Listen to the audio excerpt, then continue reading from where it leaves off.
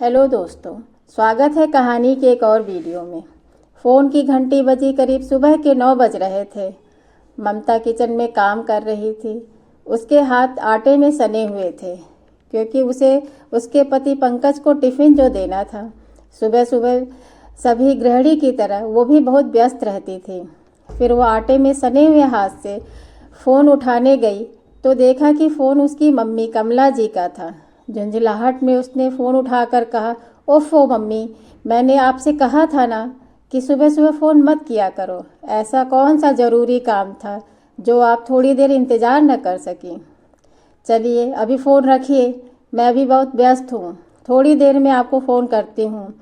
फिर ममता किचन में आकर पराठे बनाने लगी ताकि पंकज का टिफ़िन पैक कर सके।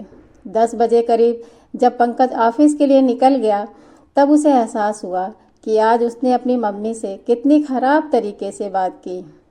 उसे अंदर ही अंदर ख़राब महसूस हो रहा था, लेकिन वह क्या करती, मम्मी का रोज़ का ही यही काम था। इसलिए आज कुछ ज़्यादा ही गुस्से में बात की। इसलिए उसने जल्दी से मम्मी को फ़ोन लगाया और कहा, मम्मी आप मुझे माफ़ कर दीजिए, मैं सुबह कुछ ज़्यादा ही बोल गई। उसकी मम्मी ने कहा, कोई बात नहीं बेटा, गलती मेरी ही थी। ममता बोली, मम्मी प्लीज़ शर्मिंदा मत करो और बताओ फ़ोन क्यों किया था। उसकी मम्मी ने कहा, वो बेटा तबीयत कुछ ठीक नहीं लग रही थी। ठंड के मारे सर्दी जुकाम भी ज़्यादा हो गई है और नीचे टहलना भी नहीं हो रहा है, जिसकी वजह से गैस भी बहुत ज़्यादा बनती है, तो भूख भी नहीं लगती। जब तू थी तो बार बार मेरे मना करने के बाद भी तू मुझे हल्का फुल्का ज़बरदस्ती खिला ही देती थी, जिससे कमज़ोरी महसूस नहीं होती थी। पर अब कौन पूछने वाला है। तब ममता ने कहा, मम्मी आपका ख्याल रखने के लिए भाभी है ना, वो आपको पूछेगी। मम्मी बोली, अरे कहाँ बेटा, मुझ बुढ़िया को कौन पूछता है, मैंने खाया या नहीं खाया, इससे किसी को कोई फ़र्क नहीं पड़ता है। फिर ममता बोली, लेकिन मम्मी मुझे ऐसा नहीं लगता है कि भाभी आपको पूछेगी नहीं। वो मेरा और तुम्हारे दामाद का भी कितना ख्याल रखती है। जब भी मायके आती हूँ मुझे एक कप चाय तक नहीं बनाने देती। हर वक्त ईमानदारी में लगी रहती है। आते वक्त गिफ्ट भी तो देती है। मुझे बिल्कुल अपनी छोटी बहन की तरह मानती है। इस पर मम्मी बोली, अरे बेटा तू बहुत भोली है और तेरी भाभी उतनी ही चालाक। यह सब तो वो सिर्फ तारीफ़ें बटोरने के लिए तेरे सामने करती है। घर में रोज़ तीनों टाइम सब्जियां मैं ही काट कर बनाती हूँ, वो तो सिर्फ रोटियां सेकती है। और संडे को जब कुछ खास बनाती है तब भी सारी तैयारियां मैं ही कराती हूँ। तुझे यह सब कैसे पता होगा? तेरी शादी उसकी शादी के पहले ही हो गई थी। और बात रही गिफ्ट की, तो वह अपने मायके से मिले हुए सस्ते गिफ्ट तुमको पकड़ा देती है, जिससे तुम खुश हो जाती हो और अपने मायके वालों के लिए बढ़िया और महंगे गिफ्ट खरीद कर लाती है। तुम जितना अपनी भाभी को भली समझती हो ना, वो उतनी भली नहीं है बेटा। वो मुझे दवाई देना हो या खाना पूछना हो, बस एक बार पूछती है, दिखावे के लिए। अगर वो सही में मुझे अपनी माँ जैसे मानती तो मुझे ज़बरदस्ती करके ज़रूर खिलाती। तुम्हें क्या लगता है, शादी से पहले वो अपनी माँ को बार बार नहीं पूछती होगी? इतना सुनकर ममता बोली, जो भी हो मम्मी, पर मुझे ऐसा नहीं लगता।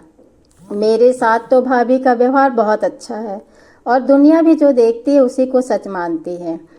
इसलिए भाभी को आप खराब बताएंगी भी तो कोई आप पर विश्वास नहीं करेगा। फिर भी आप अगर बोलती हैं कि ऐसा है तो इसमें गलती आपकी भी ज़रूर होगी, क्योंकि ताली कभी एक हाथ से नहीं बजती।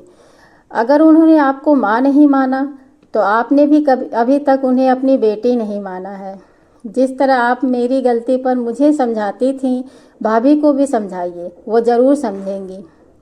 आपको भी भाभी को सास बनकर नहीं बल्कि माँ बनकर समझाना होगा। एक और बात मम्मी, आपको भी अपनी बहू से कुछ ज़्यादा ही उम्मीदें हैं।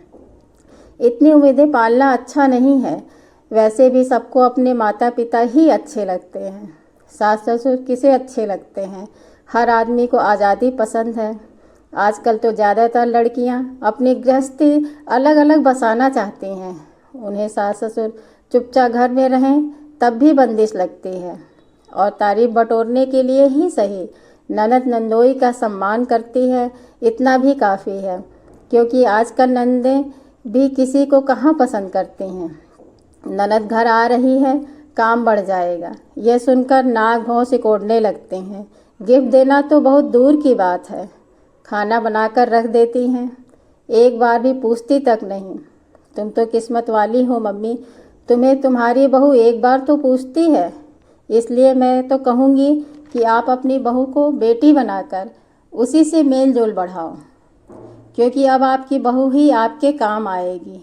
मैं तो अब पराई हो चुकी हूँ, मुझे अपनी गृहस्थी संभालनी है।